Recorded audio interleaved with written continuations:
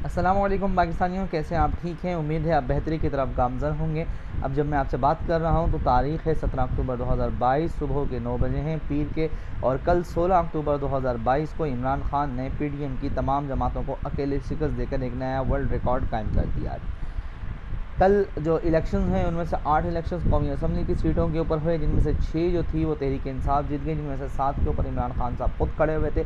और 3 सूबाई असम्बली की सीटों के ऊपर में से 2 जो है वो पाकिस्तान तहरीक इंसाफ जीतने में कामयाब हो गई। ये जो सीटें थीं प्रीवियसली 8 की 8 सीटें पाकिस्तान तहरीक इंसाफ की थीं, और जो 3 सीटें थीं ये नून लीग की थीं। और 8 में से 6 सीटें पीटीआई ने जीती हैं और 3 में से 2 सीटें पीटीआई ने जीती हैं। अब यहाँ पर 2-3 चीज़ें जो हैं वो बहुत ज़्यादा इंपॉर्टेंट हैं, जिनको हम अपने एनालिसिस के अंदर शामिल करेंगे और देखेंगे कि क्या वाकई ऐसा है कि पाकिस्तान तहरीक इंसाफ ने अपनी 2 सीटें लूज़ की हैं या उसमें कुछ बेहतरी आई है।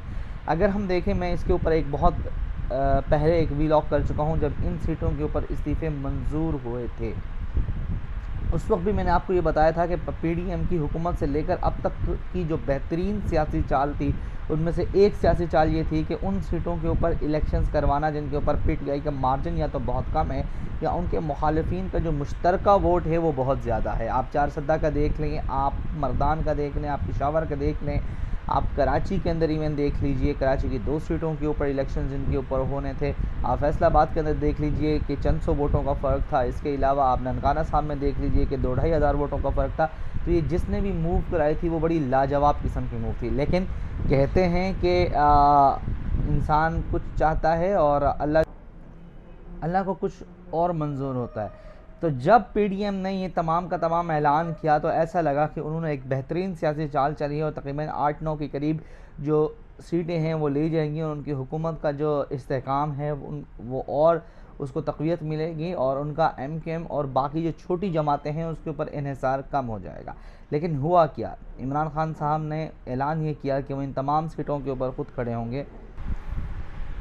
ये इंतहाई दिलेराना फ़ैसला था इमरान खान साहब का, जिसके बाद की अगर हम सूरत हाल देखें कि वो तमाम हलकों से ख़ुद इलेक्शन लड़ने के लिए पहुंच गए, तो कहीं ना कहीं ये बात भी थी कि अगर इमरान खान साहब हार गए तो क्या होगा। लेकिन इमरान खान साहब ने ये रिस्क लेना जो है वो गवारा किया। ये एक अच्छी मूव इस तरीके से भी थी कि अगर इमरान खान की जगह कोई और पार्टी का कैंडिडेट होता, क्योंकि पार्टी में ग्रुपिंग होती है, एक ग्रुप कभी कभार दूसरे ग्रुप को सपोर्ट नहीं करता, तो ये भी हो सकता था कि इमरान खान साहब के अलावा अगर कोई और कैंडिडेट होता तो वो इस तरीके से ना दे सकता। लेकिन बहरहाल पीडीएम के एक गुब्बारे से हवा निकली है। वो जो इनका मुश्तरका वोट बैंक का एक कॉन्सेप्ट था उसको जो है वो बिल्कुल भी तक़वियत नहीं मिली। मनीर की जो सीट थी अब्दुल हकीम बलोच की, वो एक ऐसी सीट थी कि जिसके ऊपर रिजर्वेशन थे, जिसके ऊपर मुख्तलिफ औकात के अंदर चीज़ें सामने आती रहीं पूरे दिन के अंदर, धांधली से मुतालिक और दूसरी मुतालिक चीज़ें भी। जबकि जो मुल्तान में उन्होंने सीट निकाली वो इंतहाई कदर बेहतर माहौल के अंदर निकाली। और पीटीआई को भी सोचना चाहिए कि शाह महमूद कुरैशी जो अपनी सियासत को पाकिस्तान तहरीक इंसाफ के लिबादे में रख कर इस्तेमाल कर रहे हैं, उससे पार्टी कितना डैमेज हो रही है। लेकिन शाह महमूद कुरैशी ख़ुद मुंतखब होते हैं, उसके बाद वो अपने बेटे को मुंतखब कराते हैं, फिर सूबाई असम्बली की वो सीट जो वो हार गए थे उसके ऊपर अपने बेटे को इलेक्शन लड़वाते हैं, फिर उनकी जब नेशनल असम्बली की सीट खाली हो जाती है तो उसके ऊपर अपनी बेटी को इलेक्शन लड़वा देते हैं। तो ये चीज़ें जो हैं इसके ख़ात्मे के लिए तहरीक इंसाफ का वजूद हुआ था, ना कि तहरीक इंसाफ के अंदर ही से इन चीज़ों को परवान चढ़ाया जाए। बहरहाल मुल्तान के अवाम ने इस चीज़ को मुस्तरद किया और पाकिस्तान तहरीक इंसाफ के बाशऊर वोटर्स ने भी इस चीज़ को मुस्तरद किया।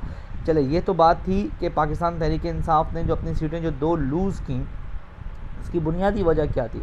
एक वजह तो ये थी कि पीडीएम का एक मुश्तरका वोट बैंक था जो कि ज़ाहिर हकीकत है, सही है। अब मुल्तान के अंदर जो एक कहीं ना कहीं एलिमेंट था वो शाह महमूद की बेटी का एज ए कैंडिडेट भी एलिमेंट था।